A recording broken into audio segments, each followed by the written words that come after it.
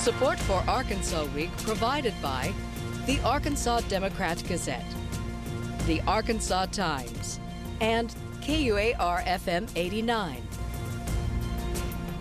Hello again, everyone. Thanks very much for joining us. It's a new year, an odd-numbered year, which means a regular session of the Arkansas General Assembly. And this will be the final such session for Governor Asa Hutchinson, whose tenure by law ends in a couple of years. What sort of session will it be for him and for the legislators?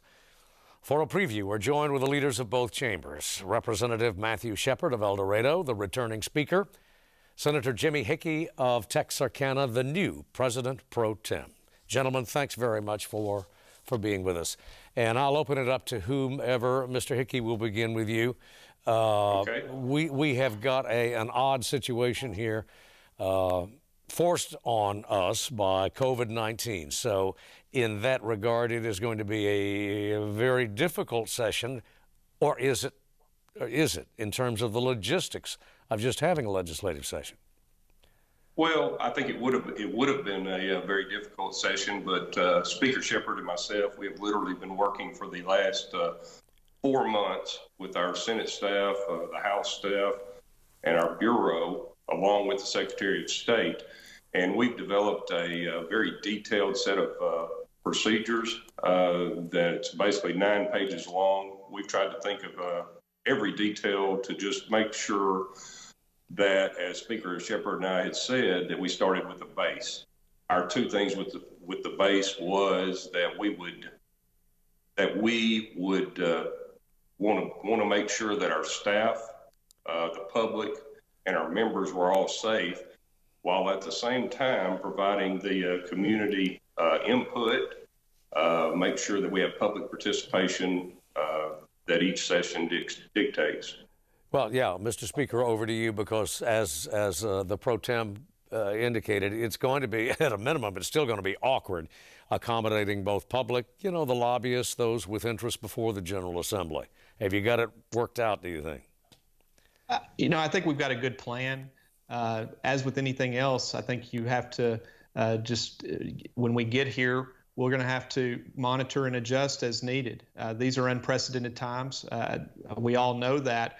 I think that we've had the benefit of having conducted a number of committee meetings and conducting our business during the interim that has given us and staff an opportunity to work through some of the details. We've seen, what are the issues that you have when you're having the public or having committee meetings here at the Capitol. But undoubtedly, having a session that brings all 135 legislators to the Capitol at the same time, along with staff, along with the public, and all the others of individuals that are here related to the session, it is a challenge. But as Senator Hickey said, there's been a lot of thought that has gone into this plan. And but again, we're going to have to just take it a day at a time. And there may be things that as we get into the session, we may have to make some adjustments. But I think we feel like we've got the best plan possible as we begin next Monday.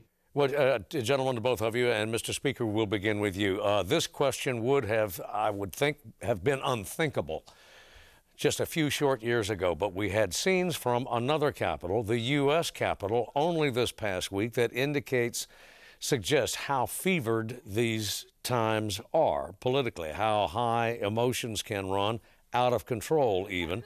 We had also, and have on several occasions in recent months, men and women outside the Arkansas Capitol carrying all manner of weaponry, long arms, handguns. Is there concern on the part of either or both of you for the physical security of legislators and others who have to do business at the Arkansas Capitol? Well, Steve, I've been Speaker now for about 2.5 years, and as long as I've been Speaker, regardless of what may be going on nationally or elsewhere, as Speaker and as the leader of the House, I'm always concerned about the safety of our members and our staff and the public that's here to do business. And so that hasn't changed. Now, undoubtedly, with what's occurred in Washington and with just the current political environment that we find ourselves in, we are certainly communicating with Capitol Police with regard to how we can best operate and making sure that they are well situated to be able to provide a safe environment for us. And they've, as you point out, and as we all know, the Capitol is a place where we have a number of visitors, a number of members of the public. Various groups are oftentimes out in front of the Capitol conveying various messages. And so Capitol Police has dealt with a number of issues in the past and has always been up to any challenge that may be there. The other thing I would mention is that recently, even before the events of earlier this week, the legislature had approved additional positions for Capitol Police, and so we're going to continue. As with the COVID situation, we will monitor the ongoing security situation, and we know that Capitol Police, the Arkansas State Police, and all the other related law enforcement agencies are going to do their best to keep us safe and keep us posted if there is any particular issue that poses a threat to us. All right, over to Mr. President, if I can ask you essentially the same question. We have a new police chief, I note, also, a chief of the Capitol Police, which is, of course, under the Secretary of State's office, as the Speaker noted. May I ask, sir, your level of concern? Well, have you had conversations with the Secretary regarding this matter? Actually, yes. During all of our conversations that have dealt with COVID, we've also, been concerned with that aspect of it. And I say concerned, it's as much just making sure that we've had planned for everything. As I agree with what Speaker Shepherd said, but also I believe that the Arkansas Capitol is not the Capitol at Washington, D.C. All of us are citizen legislators. We have close contact with our constituents. I think the key to all of this is communication. We have tried to be as transparent, as open as we could about the session with COVID that was coming up. And again, that was one of our number one priorities was public participation and safety. And I think that'll go a long way towards the public, because I believe that's what they want to see from their government, is just that they have access to us. Within both your chambers, both your conferences, gentlemen, your party now has supermajorities in both House and Senate. Will that, which means that there is perhaps a bit less incentive toward legislative unanimity on any particular issue. Mr. Speaker, beginning with you, is that going to make it a little bit more difficult? There's a lot more, would seem to be a lot more room for disagreement now. I don't think so. In the House, we've had a supermajority, going back a session or two. And so what my experience in the House in the past has been that there certainly are some issues that the viewpoints break along partisan lines, but the vast majority of issues that we deal with in the Arkansas legislature don't break down along those party lines. And so I'm optimistic that we can come together and can get the business of the people done. And with regard to those issues that do tend to follow the party line votes, hopefully we can disagree in a respectable and civil way. We can take those votes and then we can move on to the next issue. I've been really proud of how the House has served and how we've come together and how we've, in my experience, been able to have very civil discourse and debate and take those votes. Now, we are in a period of time coming out of an election in November, and as we move into the new year, it does seem that the political environment is overly charged. And so I think it's just a reminder for each of us that we're going to have to do our part to try and conduct the people's business in a way that the people of Arkansas can be proud of. Yeah, you mentioned, Mr. Speaker, breaking along partisan lines. It's within the GOP conference. There can be an ideological divide as well, and that's where the tension arises. Or am I wrong? Within a caucus, whether you have 78 or 20 or 30, or when I came into the House with a little over 40 in the Republican caucus, anytime you have a group of individuals, there's going to be different viewpoints. And I think that what we've seen, if you go back to the last session, that we were able to come together and find consensus as a Republican caucus on the issues that matter to Arkansans. And that's just part of the political process. We know and respect the varying viewpoints. And, I don't think it's going to be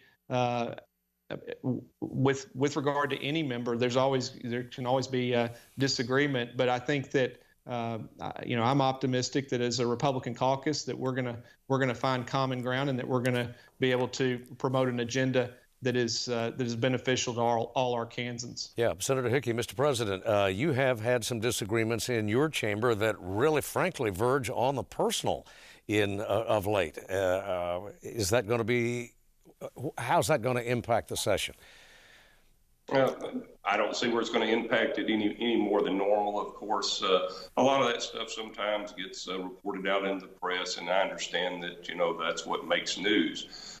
The thing is that we're a smaller group. There's 35 of us, and although all 35 of the members, I'll have to say and have said that they're a salty group, and that's okay, because the one thing that I will say is although sometimes it may seem that we may bicker a little bit at each other, I have never been around a group of people that I can tell care as much about Arkansas. And I don't just say that because we're sitting here on this media event today.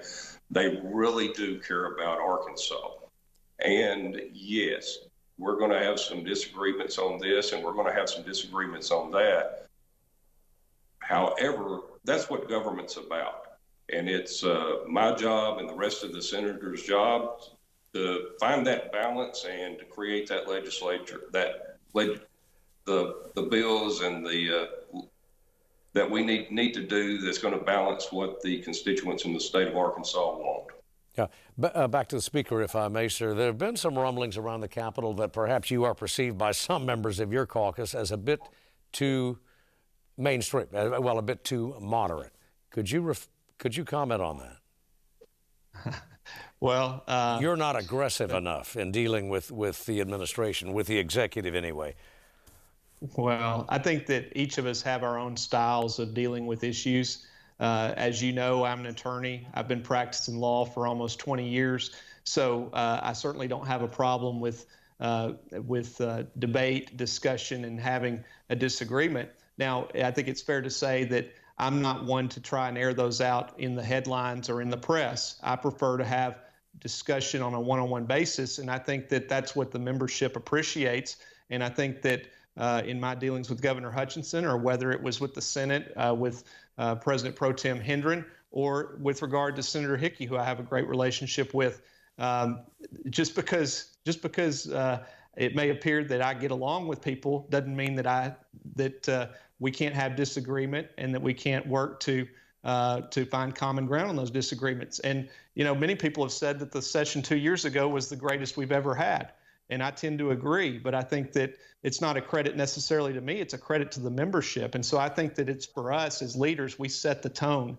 And that's what I've tried to do. And as far as being, mainstream, I mean, I'm just a guy from El Dorado that was born and raised here, educated in El Dorado schools, and raising my family, and want Arkansas to be a place where my children, if they so desire, can stay and get a job and raise a family themselves. And it's also I think as a Republican, I am a Republican, and I came into the House in the minority, and now we're in the majority, and we're in a supermajority. So obviously, as we've moved forward, I think we're doing something right, and I look forward to continuing to hopefully bring people together for the benefit of all Arkansans. Yeah, Mr. President, it's early, of course. I mean, we haven't even gavelled the session into order yet, but one of the focus anyway, much of it on your side thus far, has been on the hate crime legislation that one of your members has has introduced,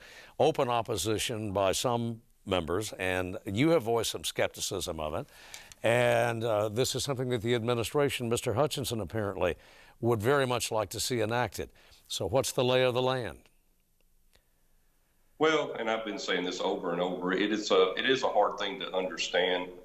Not saying that the legislature on the Senate side is not open to discussions. I'm just not for sure if there's an amendment to that bill that's going to balance it enough so that it'll get 18 votes on our side or not. I'd rather just be honest with everybody and to the point as far as that goes. If we could find that, then we'll work on that bill and see if we can get it passed out. This is one of those times that the business community wants to see an issue like that passed. I'm not 100% sure that, the same feeling is out there within the majority of the constituency. And it could be that maybe there just needs to be more explanation, more communication for us to figure out what to do on that particular item. Well, is the stumbling block in the legislation as proposed by Mr. Hendren, is it sexual orientation or gender identity? Is that the stumbling block? I hate to talk for the members. I think you would need to do that individually. My feel is that it is more along the lines of the equality piece that I keep talking about, where the members are just like, well, why would you want to do this for one group of people and not include all of them with some type of enhanced penalties like that? So from my standpoint, I feel that again that it's more about that than it is the other. Mr. Speaker, your take on that particular bill or on issue. I'm sorry.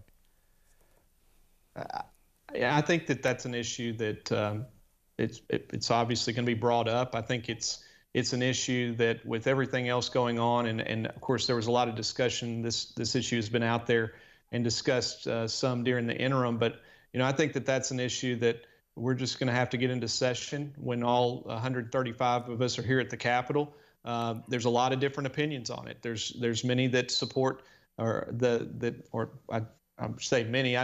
There are some that support the bill that's currently filed, on the Senate end. But on the other hand, there are those that oppose any kind of hate crimes legislation. And then there's a lot of varying opinions in between as far as if you do that, what exactly does hate crimes legislation look like? What particular characteristics or groups should be included in any legislation? And I think that on an issue like this, as significant as it is, we're just going to have to, see whether consensus can be developed. I think it's with COVID and with the challenges we have just in terms of being here in the Capitol and being able to meet, being able to interact during the interim. Whereas, in the past, maybe there was greater opportunity to try and, work to develop common ground on a number of issues before we come into session. I think in this session, whether it's this issue or several other issues, I think that we're really going to have to just see where things go after we gavel in next week.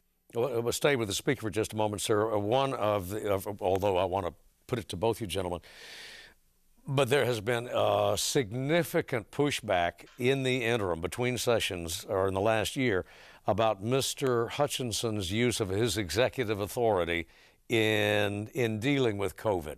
How much pushback are we going to see, Mr. Speaker, on your chamber? What are the stakes? What are the odds for Mr. Hutchinson here?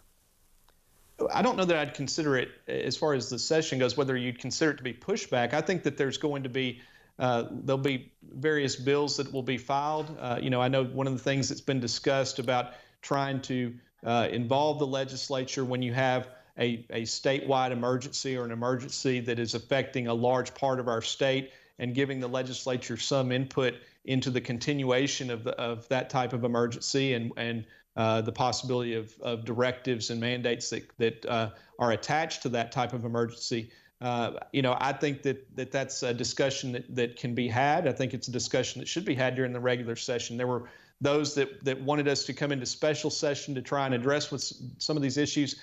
My personal opinion was that it was better left for the regular session. And so here we are on the brink of the regular session, and I expect that you'll see a number of pieces of legislation. And as we look at those items and review those items, I've encouraged my membership to, as members have brought up issues to me, I've encouraged them to talk with the governor's office as well, because the governor now has been in this dealing with this emergency for the better part of 9 months. And under our current statutory scheme, so much of the responsibility falls upon his shoulders. And so I think that there's input that he and the executive branch as a whole can provide to that discussion. And so I think that we will see that discussion be had and see if we can develop some common ground that makes sense, that where we learn from what we've experienced over the past 9 months and hopefully better situate Arkansas for any challenges that we may face in the future. Well, Mr. Speaker, how are you counseling your members, or at least members of your conference caucus? Has the administration overreached?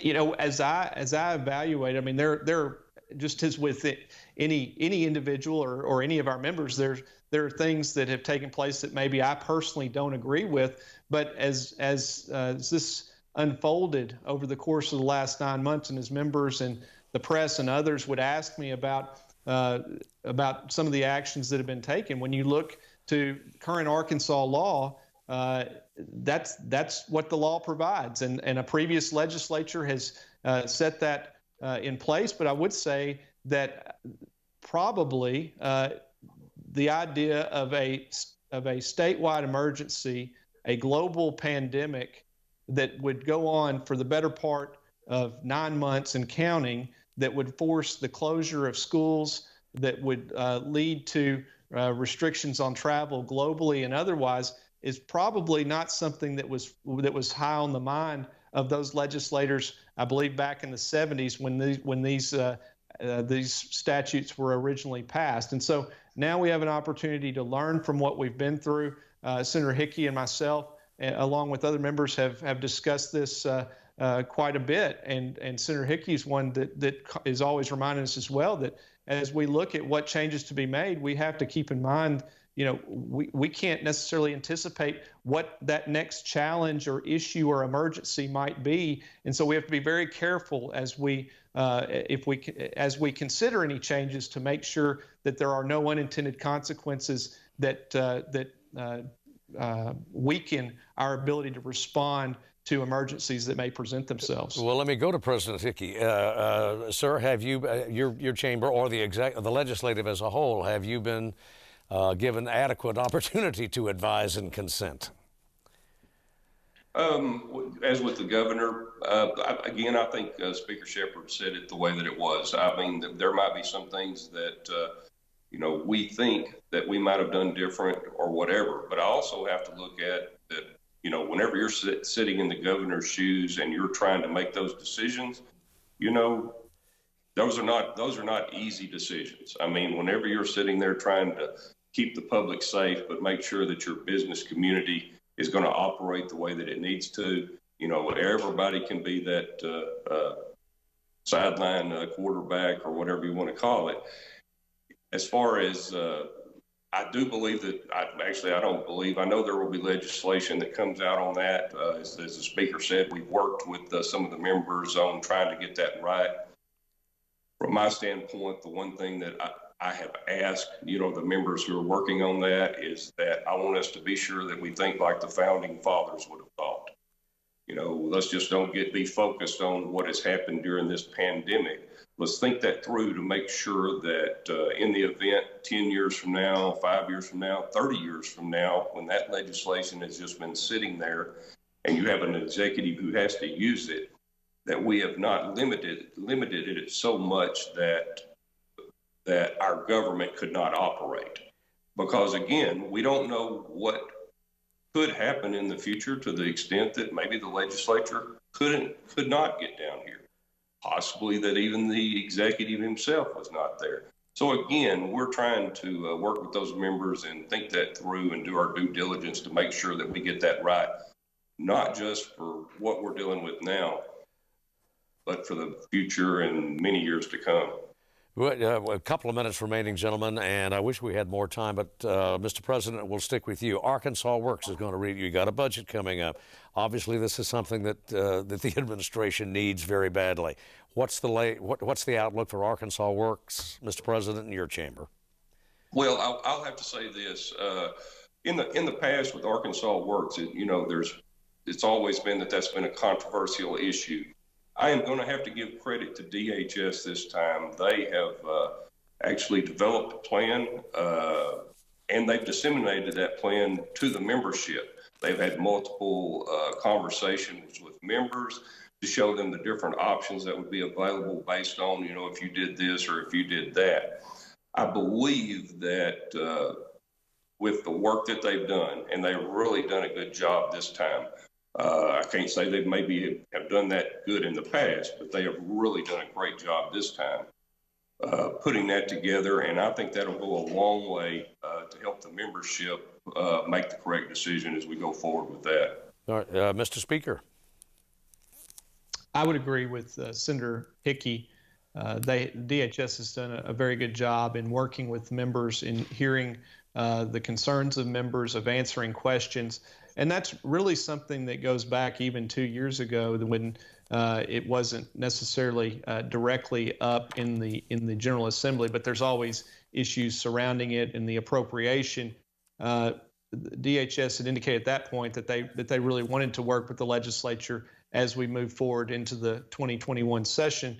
And that's, at least from what I've observed, that's what they've done. And so they've been talking about generally what they would like to put forward. And I understand they're working on a draft of that particular piece of legislation.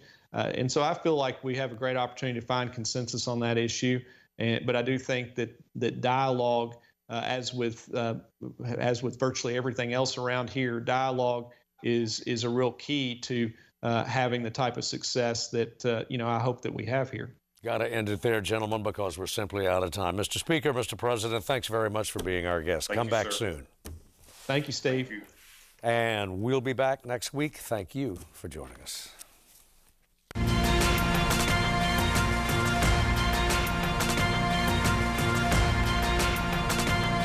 Support for Arkansas Week provided by the Arkansas Democrat-Gazette, the Arkansas Times, and KUAR-FM 89.